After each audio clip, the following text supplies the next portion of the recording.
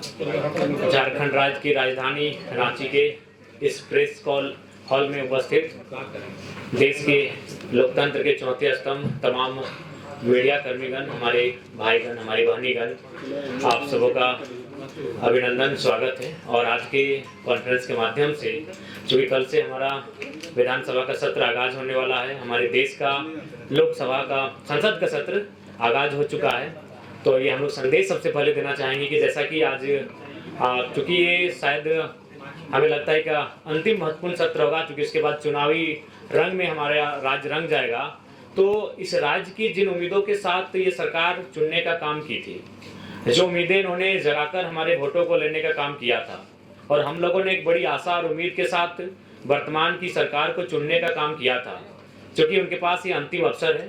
अतः आज के आपके माध्यम से, क्योंकि हम लोग बचपन में एक स्कूल की दीवार में एक लाइन पढ़े थे, literature is the mirror of society, लेकिन मैं आज गर्व से का साथ कहना चाहूंगा कि उसमें मैं एक लाइन ऐड करना चाहूंगा कि media is also mirror of society. अगर मीडिया अपना काम सही से करे, मीडिया अपना काम निष्पक्ष होकर करे, तो शायद मीडिया भी कहीं ना कहीं सोसाइटी में जिस प्रकार हम लोग पढ़ते आए थे लिटरेचर के बारे में कि लिटरेचर मिरर होता है, मीडिया भी मिरर का कार्य करती है। तो आज मीडिया के माध्यम से, मीडिया को माध्यम बनाते हुए राज्य की सरकार को विधानसभा सत्र के ठीक पहले मैं ये संदेश देना चाहूंगा कि कृपया करके आप जिन मुद्दों के साथ आए थे, सबसे पहले उन मुद्दों पे आप ध्यान दें। आपके जो मुद्दे थे, जो कि अभी देख सकते हैं कि आप कुछ दिनों से लगातार सोशल मीडिया में एक मैंने तस्वीर लगातार वायरल हो रही है, जिसमें आपके जेपीएससी के एक विभाग नगर निगम का जो वैकेंसी है, जिसमें मैक्सिमम जो है बाहर के राज्यों को लिया गया है। वो चिट्ठी देखें आदरणीय मोदी जी, आप मेरा कहना यही है कि आखिर ये राज्य बना क्यों है। आज अगर हम विगत 2 वर्षों की बात करें तो सहिया लोग धरने पर बैठे हैं, पारा शिक्षक धरने पे बैठ के लाठियां खा रहे हैं, सहायक पुलिसकर्मी धरने पर बैठे हैं, रैयत माइंस के एरिया में कोलियरी में धरने पर बैठे हैं। तो इस राज्य के जो नीति नियम बने आखिर वो किनके लिए बने हैं? जब ये नीति नियम हमें लाभ ही नहीं मिल रहे हैं, तो इसीलिए सबसे पहले नीति नियम की बात होनी चाहिए। और इस राज्य की जनता को भी आह्वान देना चाहेंगे कि आगामी विधानसभा के चुनाव में जो इनके नीति नियम की बात ना करे, ऐसे लोगों को चुनने की आवश्यकता ना करे। आज देखिए ये सोशल मीडिया काफी वायरल हो रहा है, हालांकि जो 60-40 कहते हैं, हमें लगता है 60-40 को फॉलो किया गया है। और भारत का कॉन्स्टिट्यूशन भी कहता है कि आप ओपन रखना होगा कि कुछ लोग आप पूरे देश से आमंत्रित होंगे। लेकिन मेरा कहना है कि जो सरकार है उन्हें एक वैकल्पिक मार्ग तैयार करना होगा कि ओपन कैटेगरी में भी से मैक्सिमम झारखंड के लोग आए। आपको ये मापदंड तय करने होंगे और इस पर कहीं रोक नहीं है। उदाहरण के लिए कुछ वर्ष पहले हमारे कुछ साथी अरुणाचल प्रदेश में एक बैंक का फॉर्म भरे थे, लेकिन उस बैंक में ये शर्त थी कि आपको उसका डॉक्यूमेंट जमा करने के लिए ऑफलाइन जाना होगा अरुणाचल प्रदेश। ना आप अरुणाचल प्रदेश जा सकते हैं, ना उस बैंक की फॉर्म को भर सकते हैं। तो ठीक उसी प्रकार हमारी सरकार जो भी चुनकर आती है, उनको इस बात को तय करना होगा कि आप किस प्रकार से एक रास्ता तैयार करते हैं कि यहाँ के नौजवानों को बेहतर अवसर मिले। हम आज 2 चिट्ठी लेकर आए हैं, क्योंकि आज इस राज्य को जानना होगा इन 2 चिट्ठियों का अर्थ को। एक चिट्ठी है, इस चिट्ठी को भी हम पढ़ते हैं। ये चिट्ठी आपका नगर विकास एवं आवास विभाग, जो कि आपका जेपीएससी है। इसमें जिनको नौकरियां दी गई हैं उनका नाम है अन्वेषा अदिति, वसुधा शर्मा, पल्लवी तिवारी, और सॉरी ये झारखंड की हैं, राहुल गांगुली। ये कोई हरियाणा के हैं, कोई राजस्थान के हैं, कोई गुजरात के हैं, कोई महाराष्ट्र के। और एक चिट्ठी हम लेके आए, क्योंकि इस चिट्ठी को राज्य को देखना होगा। और एक चिट्ठी, इस चिट्ठी में नाम है मूर्ति देवी बिशुनगढ़ मुंबई। इस चिट्ठी में अगला नाम है कपिल देव महतो, रोहित साव, गोविंद मरांडी, ललित महतो, जीवन लाल साव। ये पिछले 6 महीना के हमारे प्रवासी मजदूरों की डेड बॉडी जो झारखंड आई। एक चिट्ठी हमारी साथ में है। ये चिट्ठी जिनमें 28 लोगों का नाम है, जिनमें 18 लोग हमारी नौकरियों को लूट के लेके जा रहे हैं और सरकार तमाशा देख रही है, बेचने का काम कर रही है। और इसी चिट्ठी में 16 लोगों का नाम है। ये प्रवासी मजदूरों की मौत का लिस्ट है। ये इसलिए झारखंड राज्य नहीं बना था। ये पीड़ादायक, हमें आप बार बार बाहरी भीतरी की बात करते हैं, ऐसी पीड़ादायक तस्वीर किसी राज्य की नहीं है। ये सिर्फ पिछले 2 महीनों की लिस्ट है। मैं तारीख पढ़ूंगा, 23 तारीख 7वां महीना 2024, 23 तारीख 7वां महीना 2024, 12 तारीख 7वां महीना 2024, 13 तारीख 7वां महीना 2024, 15 तारीख 7वां महीना 2024। तो हम मरने के लिए झारखंड पैदा नहीं हुए हैं।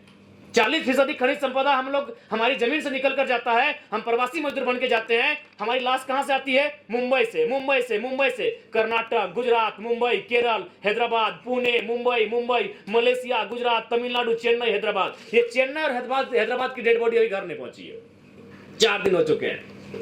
4 दिन हो चुके हैं, ये चेन्नई और हैदराबाद की डेड बॉडी अभी तक घर नहीं पहुंची है। मैं आपके प्रेस कॉन्फ्रेंस को कहते कहते मेरे कंठ सूख रहे हैं, मैं भावुक हो रहा हूं। इस दिन के लिए शहीद निर्मल महतो ने कलेजे में गोली नहीं खाई थी, इन लोगों के लिए कलेजे में गोली नहीं खाई थी। इनसे हमारी कोई आपत्ति नहीं है जो जिनका नाम इस लिस्ट में है, हमें आपत्ति सरकार से है। हमने इस लिस्ट के लिए, इस चिट्ठी के लिए हमने सरकार नहीं बनाया था, हमने इस लिस्ट के लिए झारखंड राज्य अलग नहीं किया था, हमने इसे रोकने के लिए झारखंड राज्य अलग किया था। इस 16 डेड बॉडी, ये कुछ ही महीनों का रिकॉर्ड कार्ड है। अगर हम आगे बढ़ेंगे तो और दर्दनाक तस्वीर सामने आएगी। पहले सरकार देख रहे हैं कहां कल्पना मैडम जाके प्रवासी मजदूर वापसी आए हैं, उनको लेकर जश्न मना रही है। अरे वो तो जिंदा हैं, जो लोग मर गए हैं इनकी डेड बॉडी पहले वापस कीजिए। इनकी डेड बॉडी कैसे आएगी उस पर मंथन कीजिए, उस पर चिंतन कीजिए। नाम पढ़ दे रहे हैं, शिवा महतो, नवाडी, चेन्नई में उनका देहांत हुआ है 21 तारीख 7वां महीना 2024। भुवनेश्वर सिंह, नवाडी प्रखंड, श्याम प्रखंड, हैदराबाद, 24 तारीख 7वां महीना 2024। ये 2 चिट्ठी हमारे पास है।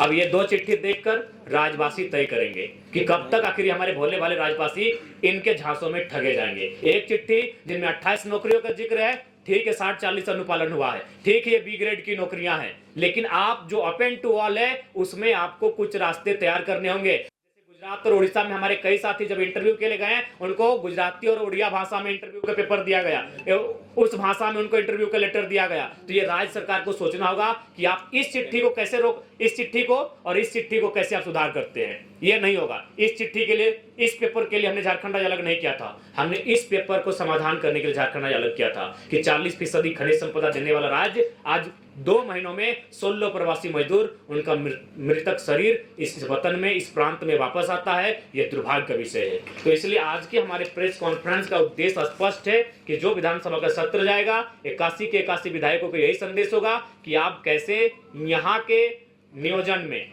चाहे वो प्राइवेट सेक्टर हो चाहे वो सरकारी सेक्टर हो, मैक्सिमम झारखंड के लोग कैसे होगा, सदन में आप बैठे हैं, इस बात को आपको तय करना होगा। दूसरी बात, मैं माननीय मुख्यमंत्री से आग्रह करूंगा, देखिए एक कहावत है कि अपना अपना करो सुधार तभी मिटेगा भ्रष्टाचार। यदि आप अपना सुधार नहीं करेंगे तो आप लाख लोगों को बरगला लें, जब समय आता है तब आप अपने आप को आदिवासी का बेटा कह के बच जाते हैं। लेकिन इस लिस्ट में आदिवासियों का भी नाम है।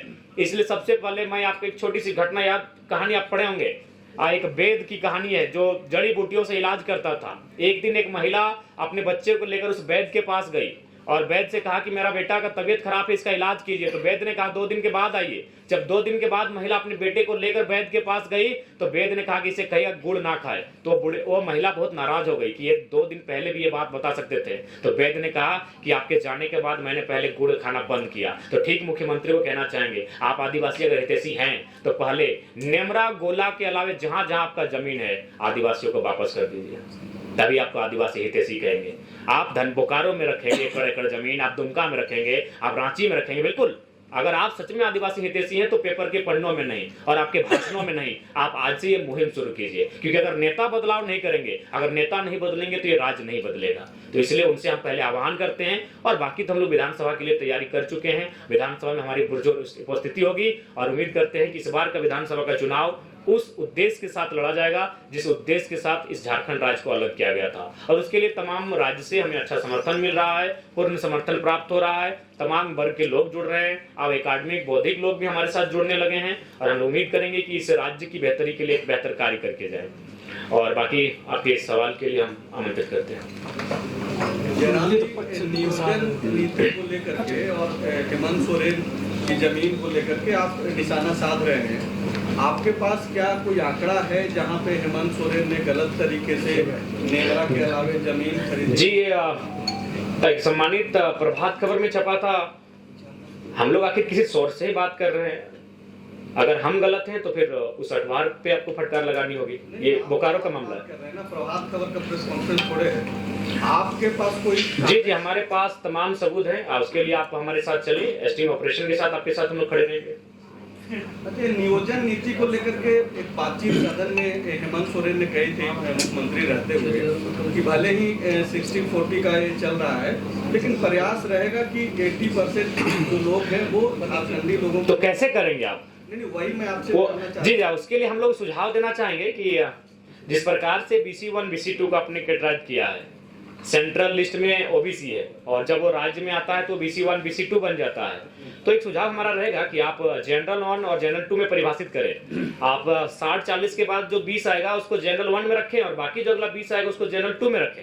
जनरल 1 में ये शर्त रखें कि इसमें जो भी भरेंगे वो झारखंड के ही भरेंगे और उनका आधार होगा कि खतियान के आधार पर आपकी जो आवासीय प्रमाण पत्र निर्गत होंगे, आपके जाति प्रमाण पत्र निर्गत होंगे, झारखंड से निर्गत होंगे। और उसके बाद जो आप जनरल 2 रखेंगे जिसमें बाकी 20 बचेगा उसमें आप पूरे हिंदुस्तान को आमंत्रित कीजिए। एक बात ये बताइए कि आप आंदोलनकारी तो हैं नहीं, नेता हैं, चुनाव लड़ने जा रहे हैं जी।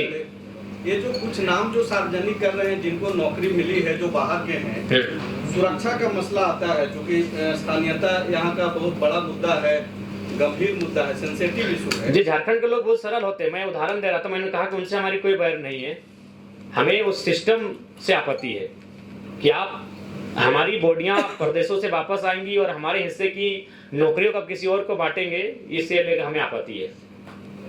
जयराम जी, आपके केंद्रीय पदाधिकारी 5-5 लाख रुपए लेकर टिकट पार्टी का काम कर रहे हैं, क्या कहेंगे? देखिए, अगर आप प्रमाण देंगे तो अगले ही दिन उनको सस्पेंड कर देंगे। जी, मैंने आपसे सवाल किया है, आप जी जी, बताइए। देखिए, इसके लिए हम लोग भी सुने हैं, ये चर्चाएं हम तक आई हैं और ऐसी चीजों से आप इनकार भी नहीं कर सकते हैं, इनमें सत्यता है। हम लोग भी इस पर लगातार इंटरनली जांच कर रहे हैं। अगर ऐसे लोग सामने आएंगे और अगर प्रमाण हो जाएगा तो उनको हम लोग अपने संगठन से बाहर करेंगे। आपको विदेशों से भी फंड आ रहे हैं, उसके बारे में कुछ बताएं? जी, हम आप जब बोलेगा हम सार्वजनिक कर देंगे। अगर अभी समय दीजिएगा तो मेरा फोन पे सामने विदेश से आए हैं, 1 रुपए से लेकर 10,000 20,000 तक आए हैं। वो प्रवासी मजदूर जो दुबई, कुवैत, मलेशिया में रहते हैं। आप चाहे तो मेरा फोन ले लें, हम आपको पासवर्ड भी दे देते हैं। मेरा आखिरी सवाल है, कितनी सीटों पे आप चुनाव लड़ेंगे इस विधानसभा में? देखिए, हम लोग मैक्सिमम सीटों पे चुनाव लड़ेंगे। पिछले बार हम लोग कहते 55, लेकिन जब हम लोग पलामू प्रमंडल का दौरा किए तो वहाँ भी 2-3 सीटें ऐसे दिखी जहाँ हम लोग को आसार दिखे। तो लिहाजा हम लोग की जैसे जैसे समय बीतेगा हमारे सीटों की संख्या बढ़ेगी। क्या बीजेपी ने 7 से 8 सीटें आपको ऑफर की हैं? देखिए, 2 विधायकों को मंत्री बनाने का ऑफर। देखिए, सबसे पहली बात, हमने तो ये नहीं कहा था बीजेपी, हमने तो अपने भाषण में स्पष्ट कहा था कि हाँ ये सत्य है। ये तो हमने कई बार कहा है कि हाँ ऑफर था, लोकसभा में भी था। लेकिन संगठन महामंत्री जो है वो सिर्फ जो है वो भाजपा में ही है। अच्छा ठीक है, हम इस बार महासचिव, संगठन महामंत्री ऑब्लिक महासचिव, संगठन महामंत्री का जिक्र किया। देखिए, हम लोग भी मनुष्य हैं, आप भी मनुष्य हैं, कुछ शब्दों में त्रुटियां हो जाती है। जैसे अभी बातों ही बातों में हमारे आदरणीय बड़े भाई ने सजेस्ट किया कि हमें उनका अगली बार से हम कोशिश करेंगे राज्य के बारे में बताएंगे, उनके नाम को हम गोपनीय रखेंगे। हम लोग चलते चलते सीख लेते हैं, तो लिहाजा महामंत्री ऑब्लिक महासचिव। अच्छा, सीधा जवाब आप दीजिए कि बीजेपी के किसी नेता से आप संपर्क में हैं? नहीं, संपर्क में नहीं है, हम संपर्क में नहीं है। वे लोग हमसे संपर्क में थे और फिलहाल कुछ दिनों से कटे हैं। तो वाया किसी के संपर्क में थे या डायरेक्ट आपसे बातचीत हुई? नहीं, वाया संपर्क में थे, डायरेक्ट पॉसिबल नहीं है। थर्ड मोर्चे में क्या सरयू राय की संभावना बनती है? नहीं, सरयू जी से हमारी कोई बात नहीं हुई, ना कोई बात। चुनाव में कोई डील नहीं होगी? नहीं, बिल्कुल भी नहीं होगी। अगर वो नेतृत्व स्वीकार करते हैं, आपका एक शर्त था कि आपका नेतृत्व स्वीकार करें, अगर सरयू राय अगर आपका नेतृत्व स्वीकार कर लेते हैं तो क्या थर्ड मोर्चे में उनकी संभावना बनती है? देखिए, वो काफी आयु में हमसे वृद्ध है, तो हम चाहेंगे कि वो जहाँ है बेहतर हैं और हम लोग लगता है कि शायद उस तरह से हमारे जो युवा हैं, पता नहीं उनके साथ फिर बैठेंगे कि नहीं, तो उस पर कभी बातचीत हुई नहीं और हम लोग उस पर बातचीत भी नहीं किए हैं। हम लोग अपने स्तर से अपने आप को बेहतर कैसे करें इस पर काम कर रहे हैं। विधानसभा चुनाव में क्या किसी पार्टी के साथ आप गठबंधन करेंगे? क्योंकि बहुत नहीं, हम लोग चुनाव फ्रेश लड़ेंगे और बिल्कुल अपने सिद्धांतों के साथ लड़ेंगे। मतलब ये तय है कि आप नहीं किसी से गठबंधन करेंगे? जी भैया, संजय भैया है क्या? दिख नहीं रहे हैं। जी भैया, ये पूरी तरह तय है कि हम लोग चुनाव बिना किसी गठबंधन के लड़ेंगे। अच्छा, ये जो बहुत बड़ा फैसला आज आया है सुप्रीम कोर्ट का, जी। 25 साल से लंबित मामला था जिसमें यह फैसला दिया गया है राज्यों के हित में और बोला गया है कि खनिज युक्त जमीन पर जो है राज्य अब टैक्स लगा सकता है। पहले जो रॉयल्टी की व्यवस्था थी उसके अलावा टैक्स का जो है आज सुप्रीम कोर्ट ने फैसला सुनाया है। इसको किस तरीके से देखिए, अगर राज्यों की खनिज पर अगर राज्य को भागीदारी मिल रही है या फिर राज्य को नियंत्रण देने की बात कही जा रही है तो ये स्वागत योग्य है। क्योंकि देखिए, दिल्ली में बैठे लोग नहीं समझ पाते हैं राज्य की समस्या को और ये मनमानी होती है दिल्ली में बैठे, लेकिन अगर ये सुप्रीम कोर्ट का फैसला आया है तो इसका स्वागत है। हम चाहेंगे इस बिल्कुल और बेहतर से बेहतर ऐतिहासिक फैसले आए। हम तो चाहेंगे कि धीरे धीरे अगर आप इस देश की इकोनॉमी को एक आम व्यक्ति तक लेकर जाना चाहते हैं तो बकायदा खनिजों पे उनकी मालिकियत का ही अधिकार दे दे। इधर आप कल दिल्ली भी गए थे, जी हमारे जो बड़ी उपाध्यक्ष महोदय हैं वो अस्वस्थ हैं, हम लोग रांची मिलने आए थे, पता चला दिल्ली चले गए, हम लोग भी चले गए, लेकिन काफी कॉन्फिडेंशियल उनका इलाज चल रहा है, नहीं मिल पाए। तो हम पहले दुआ करेंगे, प्रार्थना करेंगे, और जहाँ है जिस हाल में है मजबूत रहे और स्वस्थ होकर जल्दी वापस आए। तो क्या उनको अभी विधानसभा चुनाव में सिल्ली से उतारेंगे? देखिए ये तो हमारे यहाँ संगठन का फीडबैक तय करेगा, ये जनता का भी फीडबैक जो सर्वे टीम करने जाएगी वो तय करेगी, स्क्रीनिंग कमेटी के पास जो रिपोर्ट पहुंचेगी वो तय करेगी, संसदीय बोर्ड तक जो आएगी वहां तय होगी। इस बार थोपे हुए लीडर नहीं दिए जाएंगे, और ना ही केंद्र अध्यक्ष जिनसे उनकी मित्रता है, गहरी मित्रता है, और कोई उनके फेवरेट हैं उनको हम मैदान में उतार देंगे, ऐसा भी भूल हम लोग नहीं करेंगे। अभी तक तय नहीं है कि सिल्ली से लड़ेंगे? नहीं, अभी कहीं किसी का तय नहीं हुआ है, मेरा खुद का तय नहीं हुआ है कि हम लोग कहाँ से चुनाव लड़ेंगे। किसी और से भी बातचीत चल रही क्या? जी बातचीत तो हो रही है, और बहुत सारे प्रत्याशी, एक विधानसभा में काफी प्रत्याशी है जो अपनी दावेदारी को प्रस्तुत भी कर रहे हैं। लेकिन लोकसभा चुनाव में देवेंद्र नाथ महतो का परफॉर्मेंस किस तरह से देखते हैं आप? जी बढ़िया रहा है, हमारे सभी प्रत्याशियों का परफॉर्मेंस बढ़िया रहा है, रांची रहे, हजारीबाग रहे, धनबाद रहे। तब तो उनकी दावेदारी बनती है। देखिए दावेदारी संगठन के वोट है, वोट प्रत्याशी के लिए संगठन के वोट हैं, तो संगठन तय करेगी।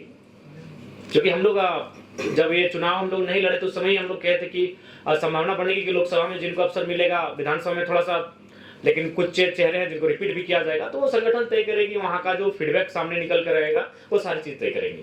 28 तारीख को आप लोग बैठक कर रहे हैं अधिवेशन, उसमें क्या कुछ जी बहुत जो काफी फॉल्ट्स आ रहे हैं, त्रुटियां आ रहे हैं, दीदी ने भी शिकायत को सजेस्ट किया, तो ऐसी जो भी शिकायतें सामने आएंगी उनको सख्त हिदायत दी जाएगी कि अनुशासन में रहेंगे, अनुशासन अगर भंग होती है तो पार्टी उन पर कड़ी कार्रवाई करेगी। क्या अमित महतो आपके साथ आएंगे? बिल्कुल, देखिए उनको लेकर हमेशा एक स्वागत का नजरिया हम लोगों की टीम में रहा है, क्योंकि जब आंदोलन का स्टार्ट हुआ था उन्होंने जेएमएम को छोड़ने का काम किया था, बकायदा जो सरकार में है उस संगठन को, उस टीम को छोड़ने का काम किया था। तो मुझे लगता है कि अगर वो आते हैं तो उनके लिए हम लोग पॉजिटिव है। जयराम जी, आपकी प्रत्याशियों की पहली लिस्ट कब आने की संभावना है? हमें लगता है कि इस महीने में, चूंकि सावन का महीना है, हम लोग खेती बाड़ी का भी महीना, झारखंड खेती बाड़ी का प्रधान राज्य है, तो खेती करते करते पहली लिस्ट आप सबके सामने होगी। इधर सूर्य सिंह बेसरा भी एक चिट्ठी निकाले हैं और वो भी एक अहम बैठक नाम है, तीसरा विकल्प की तैयारी कर रहे हैं। जी हमारे साथी जाएंगे वहाँ, हमारे प्रतिनिधिमंडल उस बैठक में जाएंगे जो रांची को नेतृत्व करते हैं। अगर देवेंद्र जी होते तो शायद हो जाते हैं, तो ऐसी परिस्थिति में दीपक दा हैं, विराट जी हैं, बहुत सारे हैं साथी, वो जाके उस बैठक में भाग लेंगे और अपनी राय को रखेंगे। तीसरा मोर्चा की तरफ आप लोग देख रहे क्या झारखंड में, जिस तरह से दो धड़ा बढ़ चुका है, इंडिया गठबंधन हो गया, एनडीए गठबंधन। जी हम लोग तीसरे विकल्प की ओर बढ़ रहे हैं, और अगर विचारधाराएं समान चलती हैं तो हम लोग आएंगे एक साथ। देखिए जहाँ तक पार्टी के रजिस्ट्रेशन का सवाल है, अंतिम पड़ाव की ओर है, और हमें आशा है कि एक सप्ताह के भीतर हम लोग का पार्टी का रजिस्ट्रेशन नंबर अलॉटमेंट कर दिया जाएगा। कुछ त्रुटियां आई, क्योंकि कुछ लोग केंद्र तक पहुंचे थे कि हमारी पार्टी का रजिस्ट्रेशन ना हो, जो कि दुर्भाग्य है। लोकतांत्रिक देश है, हमें हराइए, मैदान में उतर कर हराइए, हमें बुरी तरह हराइए, इतना बुरी तरह हराइए कि हम लोग 2029 में चुनाव लड़ने का हौसला ना रख पाए, ऐसे हराइए हमें। लेकिन आप पार्टी रजिस्ट्रेशन को डिस्टर्ब करते हैं, ये थोड़ा सा एक लोकतांत्रिक देश में उचित नहीं था। संसद में बजट पास हुआ है, झारखंड को जो कुछ मिला है, क्या आप उससे संतुष्ट हैं? नहीं, बिल्कुल संतुष्ट नहीं है। झारखंड को जो मिला है बहुत सारी खामियां हैं, और हम लोग संसद की जब आपने बात कही है तो हम जितने भी हमारे 14 नवनिर्वाचित सांसद चुन के गए हैं उनसे भी हमारा संदेश होगा कि जो झारखंड को एक विशेष राज्य दिलाने के लिए अपनी आवाज को बुलंद करें, और विशेषकर जो झारखंड के जमीन संबंधित कानूने हैं उनको लेकर अपनी आवाज को बुलंद करें। झारखंड के जो विस्थापितों के मामले हैं उनको लेकर अपनी आवाज बुलंद करें। और आपके बातों ही बातों में पता चले कि आज केंद्रीय मंत्री भी आए हैं, तो अगर उन तक हमारी आवाज नो डाउट जाएगी ही, कहीं ना कहीं उनके कानों तक जाएगी किसी न किसी माध्यम से, तो उनको हम यही कहना चाहेंगे कि आप आए हैं कोयलांचल में आपका स्वागत है, लेकिन आप कोशिश कीजिएगा कि कोयलांचल के कोयले में जो आग लगी है केवल उसको देख के मत जाइएगा, कोयलांचल के जो विस्थापित थे उनके कलेजे में जो आग लगी उसको भी देखकर जाइएगा। और सांसदों से आग्रह होगा विशेषकर जमीन कानूनों को, क्योंकि मैं 2 सालों से लगातार मैं कह रहा हूं, आज अगर मेरे घर में सबसे ज्यादा अगर शिकायतें कहीं से आई है तो जमीन संबंधित आई है। जमीन संबंधित इसलिए आई है क्योंकि ये बिल गेट्स ने दुनिया को बताया है कि आज के डेट में सबसे बड़ी संपत्ति कुछ है तो वह जमीन है। तो इसलिए यहाँ के लोगों की जमीनों पर जोरदार लूट मची है। वही उस समय जब सीएनटी और एसपीटी की कानूनें हैं, इन कानूनों को धराशायी करते हुए लूट जब मची है, तो ऐसे में सोच सकते हैं कि आम व्यक्ति न्याय के लिए कितना संघर्ष कर रहा है। तो इसलिए मेरा मानना है कि इस राज्य को एक विशेष राज्य का दर्जा दे, इस बात की आवाज उठाई जाए, इस राज्य को संरक्षण मिले, इस बात की आवाज उठाई जाए। और आवश्यकता है, नहीं तो आज देख सकते हैं असुरी जनजाति समापन की ओर है, बिरोहरी समुदाय अपने बहुत मतलब समापन की ओर जा रहे हैं। बहुत सारे ऐसे समुदाय हैं जो लगभग नग्न हो रहे हैं। तो इनको अगर बचाना है, संरक्षण देना है, तो मुझे लगता है इस विषय पर पहल करनी चाहिए। और जब झारखंड रांची राजधानी में आंदोलन का शुरुआत होता है, जब आप दूरी बता कर देखिए, सबसे पहली बात, अच्छा एक बात बताइए, हम ऐसा थोड़ी है कहीं हम लोग पिकनिक स्पॉट पे बैठे हैं। सबसे पहली बात, अगर रिजवान जी को कुछ होता है, मोतीलाल जी को कुछ होता है, संजय जी को कुछ होता है, मनोज जी को कुछ होता है, देवेंद्र जी को कुछ होता है, तो पूरा राज्य जानता है। लेकिन हम जहाँ थे वहाँ 3 दिनों से हाथियों का आतंक था। अगर वहाँ समस्याएं नहीं होती, हम समस्याओं के बीच घिरे थे। तो इसलिए सबसे पहली बात, आपको इस बात को जानना होगा कि एक समय में कई आंदोलन हम लोग करते हैं। जैसे एक दिन 4 जगह हमारी टीम धरना पर बैठी थी, और चारों जगह कहीं 7 लाख, कहीं 12 लाख, कहीं 16 लाख मौजा लेके उठी। तो हर जगह जयराम महतो का जा पाना संभव नहीं है। हर आंदोलन को हम लोगों ने समर्थन किया है। तो संगठन इसीलिए होता है। आप किसी भी संगठन की बात कीजिए, क्या हर जगह आजसू या जेएमएम के केंद्रीय अध्यक्ष पहुंचते हैं? तो नो डाउट आज बीते 2 सालों में जनता की उम्मीद बनकर अगर कोई आया तो हमारा संगठन आया है। आप बगोदर का उदाहरण ले लीजिए, 21 दिन बाद मजदूर की डेड बॉडी घर पहुंची, लेकिन मुआवजा 5वें दिन पहुंचा था। आपने जैसा बोला कि देखिए, संभावना है कि जो हमारे सटे हुए राज्य हैं, सटे हुए देश हैं, उनसे आए हैं आबादी, और हमें लगता है कि हमें उस विषय पर गंभीर होकर चिंतन मंथन करना भी चाहिए। क्योंकि सबकी अपनी अपनी सीमा है, सबका अपना अपना क्षेत्र है, अपने अपने भौगोलिक क्षेत्र में सबका निवास है। तो इस बात का ध्यान होना ही चाहिए। देखिए, इस बात के लिए इसलिए मैं कहना चाहूंगा क्योंकि लोग भी इस बात को कहते हैं कि मान के चलिए कि भारत एक संवैधानिक देश है, कोई आता है, रहता है, बसता है। लेकिन मैं बार बार इस बात को कहता हूं कि अगर कोई आके यहाँ बसता है और उसके बसने से अगर हमारी जो आबादी है उस पर अगर कोई प्रतिकूल प्रभाव ना पड़े तो स्वीकार कीजिए। लेकिन अगर उस पर अगर प्रतिकूल प्रभाव पड़ता है, उनकी भाषा, संस्कृति, परंपरा उनके, तो मुझे लगता है वहाँ प्रतिबंधित क्षेत्र होना चाहिए। जयराम महतो युवाओं का नेता रहा है, स्थानीय नियोजन नीति को लेकर के आगे बढ़ता रहा है, 32, 34, 36 भी करता रहा है। अब जो भाजपा के साथ जो संबंध गहरे होते जा रहे हैं, ऐसे में किसने कहा गहरे होते जा रहे हैं? अगर भाजपा से मेरे संबंध गहरे होते तो आप जयराम महतो से आज प्रेस कॉन्फ्रेंस नहीं कर रहे होते हैं, भाजपा के सांसद से कर रहे होते। बाजार में कोई खबरें इसी तरह की, बाजार में बहुत सारी खबरें रहेंगी। बाजार का काम ही होता है चाय की दुकान में पान की गुमटियों में बैठना और इसी प्रकार की अटकलें लगाए जाना। अगर ऐसा संबंध मेरा गहरा होता तो दिल्ली में हमारा पहरा होता। आज आपके बीच बैठे आदिवासी दिवस मनाया जाता है और आप हमेशा से विश्व आदिवासी दिवस को लेकर क्या तैयारी आप कर रहे हैं? बिल्कुल, हमारा संगठन चूंकि एक नया फलता फूलता संगठन है, नो डाउट हमारे संगठन में उसकी तैयारी है। बकायदा इस बार जो हमारा कार्यक्रम होगा वो कोल्हान प्रमंडल में होगा आदिवासी दिवस का। उस दिन हमारा एक बेहतरीन कार्यक्रम होगा, सभा भी होगा, तो उसकी तैयारी है। एक सवाल है जयराम जी, ये विधानसभा चुनाव मोड में आ चुके हैं, आप लोग भी चुनावी मैदान में उतर रहे हैं। कुर्मियों का वर्षों से एक मांग रहा है कि उसे आदिवासी में शामिल किया जाए, इस डिमांड पर आपकी क्या राय है? देखिए, मैंने स्पष्ट कहा है कि सबसे पहले अगर आप कुर्मियों की मांग को समझना है तो इतिहास को समझना होगा।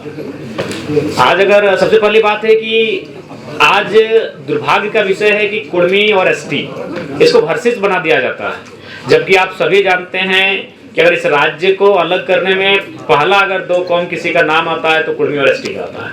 निर्मल महतो की वो गोली, उसकी आवाज, उसकी गूंज, उनके शरीर से बहता हुआ खून धरती पर टपकने के बाद वो सुगंध आज तक शांत नहीं हुई है, जिस शख्स के कारण ये झारखंड राज्य अलग हुआ, आजाद हुआ। तो आज ये भ्रम की स्थिति यह कहकर बता दी जाती है कि रिजर्वेशन। सबसे पहली बात आपको जानना होगा, मैं आपको एकदम प्रैक्टिकली और लॉजिकली कहता हूँ। 1907 में टाटा की स्थापना होती है, बहुत भारी संख्या में जमीनों का अधिग्रहण होता है। उस जमीन अधिग्रहण में मैक्सिमम जमीनें कुर्मियों की होती है। उसके बाद अंग्रेज जैसे भी थे, अच्छे थे, बुरे थे, जो कहिए, लेकिन कुछ उनमें था बेहतर गुण। उन्होंने देखा कि अगर ऐसा चलता रहा तो ये गरीब भोले भाले लोगों की जमीन लोग लूट लेंगे। फिर वो 1908 में सीएनटी को प्रभावी रूप से लागू कर देते हैं और उसके बाद 1950 तक कुर्मियों की जमीन कोई नहीं लेता है। 1908 में जैसे सीएनटी लागू होता है, 1907 में एकदम बड़ी बेरहमी से टाटा जमीन लेती है, 1908 में सीएनटी लागू होता है, 1950 तक कोई नहीं लेता है। लेकिन फिर यही बात खलने लगती है उद्योगपतियों की कि अगर किसी का जमीन आपको लेना है तो उसको शेड्यूल से हटाना होगा, उसको नॉन शेड्यूल करना होगा, अनशेड्यूल करना होगा, तभी जमीन लेने में सुविधा होगी। और 1950 में शायद दिसंबर का महीना या सितंबर का महीना उन्हें विदाउट नोटिफिकेशन के जैसे ही बाहर किया जाता है, 1951 में लगभग 50 कुर्मी गांव विस्थापित कर दिए जाते हैं एक झटके में। नाम होता है सिंदरी, जिसको आज हर्ल के नाम से आप जानते हैं। दौर शुरू हो जाता है, दौर का नाम आप बोकारो पहुंच जाते हैं, उस दौर में आप चांडिल डैम पहुंच जाते हैं, उस दौर में आप कोणार्क डैम पहुंच जाते हैं, उस दौर में आप तमाम कोलियरी पहुंच जाते हैं। और आज भी अगर आप विस्थापन को जानना चाहते हैं तो अगर आप बिना कुर्मी को जाने विस्थापन को नहीं जान सकते हैं। 1907, 1908, 1950 नोटिफिकेशन आउट होना, 1951 से सिंदरी प्लांट से ही तमाम एचईसी के भी अध्ययन कीजिएगा, कुर्मियों की जमीनें बहुत मात्रा में मिलेंगी। यानी एक बहुत बड़ी साजिश थी इनको शेड्यूल से हटाने की। अब देखिए विवाद ये होता है कि ये कौम अगर यहाँ एंट्री करती है तो इससे आदिवासी जो कौम अभी यहाँ है, अच्छा उसके बाद लोग तर्क देते हैं पहले 32 थे अब 36 हो गए, बाकी जो 4 आए किन्हीं ने अपोज नहीं किया, लेकिन इनको लगता है कि नहीं ये थोड़ा सा आबादी में ज्यादा है। तो मैंने बार बार कहा कि एक रास्ता तैयार कीजिए। भारत एक ऐसा देश है जहां पशु पक्षियों का अधिकार है। आज जंगली हाथी लगातार 10 घरों का हमारा रोज तोड़ रहे हैं, लेकिन फिर भी हम उनको कुछ नहीं कर सकते क्योंकि भारत का संविधान कहता है, भारतीय संविधान आर्टिकल 48A स्पष्ट कहता है वन्य जीव संरक्षण। तो जिस देश में जीव जंतुओं को जीने का अधिकार है, अगर ये कुर्मी कौम जो आज धराशायी होने को है, आज जिसने इस झारखंड को बनाने के लिए अपना सर्वस्व दे दिया, आज अगर वो एक अपनी पहचान मांग रहा है तो एक विकल्प का रास्ता तैयार कीजिए कि विवाद ना हो। इसलिए मैंने जोर दिया कि 2016 से पहले ईडब्ल्यूएस नहीं था, एक नया कॉलम आया, देश ने स्वीकार किया, आप एक नया कॉलम लेकर आए, फार्मिंग ट्राइब्स, एग्रीकल्चर ट्राइब्स, कुछ भी नाम दीजिए, और एक नए कॉलम के साथ एक नया सुरक्षा उनको दीजिए, क्योंकि वो कौम खेतीहर है। आज झारखंड में पहली आबादी आदिवासियों की, दूसरी कुर्मियों की, फिर अल्पसंख्यकों की आती है। क्या आपको एक भी टॉप बिजनेसमैन का नाम है याद कुर्मियों का? थोड़ा सा ह्यूमैनिटी की बात कीजिए, छोड़ दीजिए इस विवाद से, थोड़ा बाहर आते हैं, मानवता के नाते थोड़ा कुर्मियों की बात कर लीजिए। एक भी बिजनेसमैन को आप जानते हैं? रांची कहती सी कुर्मियों की जमीन में, हिंडाल्को कुर्मियों की जमीन में, घाटो कुर्मियों की जमीन में, तमाम जो केदला, मोरपा, जो मांडू और रामगढ़ का कोलियर, ये सब कुर्मियों की जमीन में। क्या एक भी आप टॉप मोस्ट बिजनेस टाइकून को जानते हैं? नहीं जानते, क्योंकि उसका संबंध खेती से रहा है। तो वो अपने खेत को मांग रहा है, उन्हीं खेत को दे दीजिए, कोई विवाद नहीं होगा। वो अपने खेतों का संरक्षण मांग रहा है। और एक बात में आप बताइए, ये तब आप इस माहौल को तोल देते हैं जब हमारा कौम डोमिनेटिंग होता। आबादी में हम दूसरे नंबर पर हैं, एकल की बात करेंगे तो पहले नंबर पर हैं। उसके बाद भी हमने एक भी हमारा व्यवहार बताइए डोमिनेटिंग का, जबकि हमारे साथ तो साजिशें आज भी हो रही है। उदाहरण के लिए इंद्रजीत महतो, उदाहरण के लिए जगन्नाथ महतो, इस कोरोना काल में 2 ही नेता डैमेज हुए, दोनों कुर्मियों के बेटे। क्यों भैया? क्या कभी मीडिया ने सवाल किया? क्या आपने कभी चिंतन किया? कसम खा के बोल रहे, इसके पीछे भी रीजन यही है कि कुर्मी के बेटे थे। हम तो साजिशों का शिकार आज भी हो रहे हैं। इसलिए आपसे हम पूरे राज्य से भी अनुरोध करेंगे कि ये जो जिस दृष्टि से आज हमें देखा जाता है उस दृष्टि से ना देखें। हम साजिशों के शिकार आज होते हैं। जगन्नाथ बाबू तो नहीं रहे, उनकी आत्मा को शांति मिले, इंद्रजीत बाबू स्वस्थ होकर वापस आए, हम ये प्रार्थना करते हैं। आप और किस पर लगा रहे हैं? बहुत बड़ा आरोप। ये नहीं, आरोप हम किसी पे नहीं लगा, ये साजिश है। किसने साजिश है? आप उस पर टीम बनाए, टीम गठन करो, साजिश पर पर्दाफाश करें। सुधीर महतो डिप्टी सीएम रहते हैं, रसगुल्ला खाते हैं और मृत्यु को प्राप्त कर जाते हैं। विनोद बिहारी महतो झारखंड के पुरोधा महानायक, ट्रेन में बैठकर जाते हैं संसद भवन, उनके शरीर का रंग नीला पड़ जाता है, लेकिन कोई जांच की मांग नहीं उठती है, उनके शरीर का पोस्टमार्टम तक नहीं किया जाता। आज उनका भाई जिंदा, उनका इंटरव्यू ले लीजिए, उनका शरीर का रंग चेंज हुआ था कि नहीं हुआ था। अरे हम आज भी साजिशों के साथ है भैया। अलग झारखंड के राज्य के समय तो जो कत्ल हुआ था वो हुआ ही था भैया। हम आज भी, इंद्रजीत महतो उसका प्रमाण है, उसका एक ही कसूर था, बेचारा कुर्मी का बेटा था। अगर वो नहीं होता तो इलाज भी होता तगड़ा और आज बहुत कम समय ठीक होके आ जाता। हालांकि हम अभी भी प्रार्थना करते हैं, आप भी प्रार्थना कीजिए वो ठीक होके आए। तो हमारे साथ भैया साजिश आज भी हो रही है। जब भी झारखंड का टॉप लीडर का मर्डर हुआ है तो याद रखिए वो कुर्मी का बेटा होता है। सांसद Sunil Mahto, central president of Jharkhand Mukti Morcha निर्मल महतो, कितने नाम गिनाए। तो इसलिए हम चाहते हैं कि हमारे कौम को लेकर जो दृष्टि बनाई जा रही है थोड़ा सा उसको पॉजिटिव बनाया जाए। हमारी लड़ाई संरक्षण की है। आप हमारी जमीनों को, हमारी भाषा को संरक्षण कर दीजिए, कोई विवाद नहीं रहेगा। ये नौकरियों की लड़ाई नहीं है। तो जमीन के संरक्षण के लिए कुर्मी को सीएनटी में डाला नहीं, सीएनटी के बावजूद अगर आपको शेड्यूल से को हटा देते हैं ना तो प्रभाव कम हो जाता है। सीएनटी तो है, आदि छवि रंजन जैसे आईएएस पूरा लूट के चले जाते हैं। सीएनटी के साथ अगर वो शेड्यूल में होते तो आसानी नहीं होता जमीन अधिग्रहण करने का। क्योंकि हम पिपरवार गए थे, वहां के जो पदाधिकारी उनसे बात हुई कि अब 12 गंजू परिवार का जमीन आता है, 12 को जॉब देना हो, क्योंकि इनका अलग ही कानून है। गंजू थे कि भोक्ता याद नहीं आ रहा है, और जतरा वाले टाना मगध वाले 12 आते हैं, 12 को जॉब देना होगा। क्योंकि शेड्यूल जो होता है उनका जमीन लेने में थोड़ा सा असुविधा होता है, आसानी से जमीन का हस्तांतरण नहीं होता है, तो इसीलिए 1950 में उनको साइड किया गया। एकदम लॉजिक प्रैक्टिकल, ज्यादा कोई विवाद मत कीजिए, एकदम सीधा। 1907 में टाटा का स्थापना होना, भारी संख्या में जमीन, भारी संख्या क्या 15,000 एकड़, और काम कर रही है मात्र 3,000 एकड़ में। 1908 में सीएनटी का लगना, 1950 तक जमीनों का ना लिया जाना, 1950 में इसको शेड्यूल से हटाया जाना, और 1951 में सेंद्रीय कारखाना तैयार हो जाना। बस सिलसिला शुरू। 1958 में, 1964 में, 1972 में, 1986 में वो सिलसिला शुरू।